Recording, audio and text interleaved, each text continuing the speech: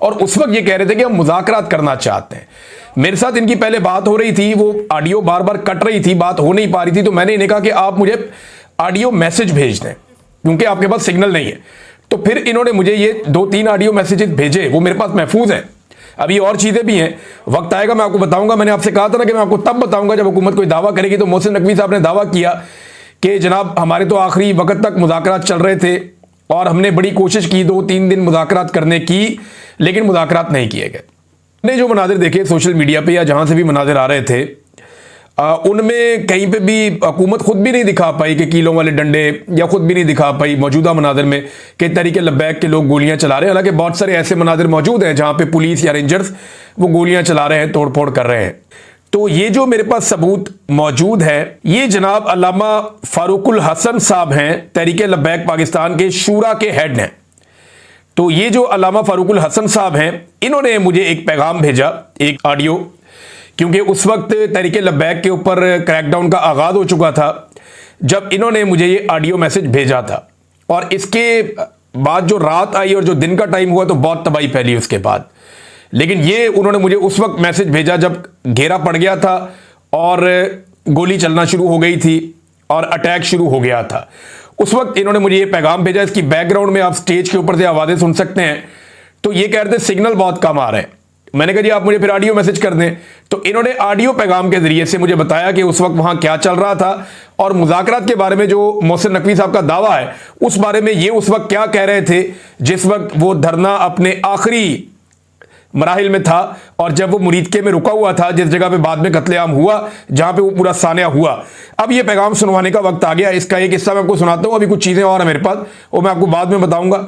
लेकिन पहले आप जरा ये सुने कि अल्लामा फारूकुल हसन साहब क्या कह रहे हैं, जिनका ताल्लुक तहरीके लब्बैक से है और वो इनके शूरा के अहम तरीन हेड है। ये सुने जी। अस्सलाम वालेकुम वरहमतुल्लाहि वबरकातुहू। भाईजान मामला यह है कि ये जानबूझ के हालात को खराब करने और कशीदा करने की सूरत हाल नजर आ रही है। कल हम यहाँ से जा रहे थे तो रात को हमारे मुज़ाकराती कमेटी के सरबराह डॉक्टर शफीक अमीनी साहब से हुकूमती एक जिम्मेदार की बात हुई। उन्होंने कहा जी आप कारवां को रोक दें मुरीदके में, तो हम आपसे बातचीत करते हैं। तो कारवां यहाँ पे रुक गया। तो उसके बावजूद यहाँ पे यानी आज पूरा दिन गुजर गया इसी इंतजार में। उनकी तरफ से दोबारा कोई राब्ता नहीं हुआ मुज़ाकरात के लिए। और उल्टा ये हुआ कि जहाँ पे तहरीक के साथ वाबस्ता लोग मसाजिद के या मदारस के सरबराह थे, उनके घर गिराए जा रहे हैं, उनकी मसाजिद को मदारस को सील किया जा रहा है।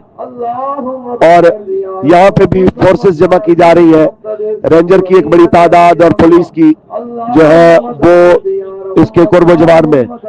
मैं ये समझता हूँ कि यह जानबूझ के इश्तिआल दिलाने वाली हरकतें हैं। और हमारी तरफ से अगर ये कहा जा रहा है कि ये कोई सख्त मौकिफ के साथ है, तो बात सिर्फ इतनी सी है कि हम मुज़ाकरात के लिए हमने कहा है कि भी आप टेबल पे कुछ संजीदा बंदे बिठाए, या हमसे बात समझ लें या हमें बात समझा दें, तो ये मामला 1 घंटे में हल हो सकता है।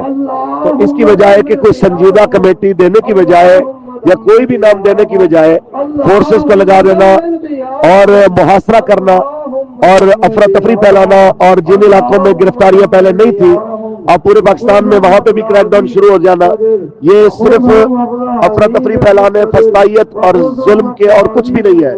कल से लेके अब तक दर्जनों बंदे शहीद हो चुके हैं, सैकड़ों जख्मी है और 30 से ज्यादा वो है जो बिल्कुल जिंदगी और मौत की कशमकश में है। हम सिर्फ एक सवाल कर रहे हैं कि भाई ऐलान एहतजाज का हुआ था, एहतजाज शुरू भी नहीं हुआ, आपने गोली क्यों चलाई है और अभी भी गोली क्यों चला रहे हो? कि जिस वक्त हम अभी तक, आपको पता है कि अगर हमारे हाथ से या हमारे क्राउड से कोई रद्द-ए-अमल आता जिसके रद्द-ए-अमल में कोई पुलिस वाले या रेंजर वाले की जान चली जाती, इस वक्त सारा मीडिया हमारे ऊपर बात कर रहा होता। लेकिन अब तक किसी एक भी सिक्योरिटी फोर्सेस के जवान का जान बाक ना होना और सिर्फ हमारी लाशों का गिरना, ये इस चीज की अलामत है कि हमसे बड़ा पुरअमन कोई नहीं है। लेकिन यहाँ पे सूरत हाल ऐसी है कि दुनिया के सामने ये पता नहीं क्या साबित करना चाह रहे हैं। लेकिन मैं इस मौके पे कहूंगा आप तमाम साथी जितने भी सहाफी हजरात हैं, आप इस मामले में हमारी आवाज को लोगों तक पहुंचाएं। अच्छा जी, ये आप सुन रहे थे अल्लामा फारूकुल हसन साहब को, जो शूरा के हेड हैं, और इनका इसी नाम से मेरे पास मोबाइल नंबर सेव है। मैं कोई इनसे पहले राब्ते में नहीं था, मुझे इनके लोगों ने रब्ता करवाया था कि लबैक के जो पार्टी के मुख्तलिफ लोग हैं, कोई एक जर्नलिस्ट हैं वो भी बीच में थे, मैं उनका नाम नहीं लूँगा because he is in Pakistan, उनके भी मेरे पास मैसेजेस हैं। अब ये जब क्रैकडाउन शुरू हुआ, ये उस वक्त की इनकी बात है। अब उसमें ये कहते हैं कि दर्जनों लोग शहीद हो गए, वो कहते हैं 30 के करीब ऐसे जख्मी पड़े हुए हैं जो ज़िंदगी और मौत की कशमकश में, और पीछे इनको स्टेज के ऊपर से लगातार वो आवाज़ें आ रही हैं, लोग अल्लाह रब्बुल इज़्ज़त का नाम ले रहे हैं। अब ये जो माहौल था, ये बड़ा टेंस माहौल था जिसमें इन्होंने मुझे ये मैसेज किया।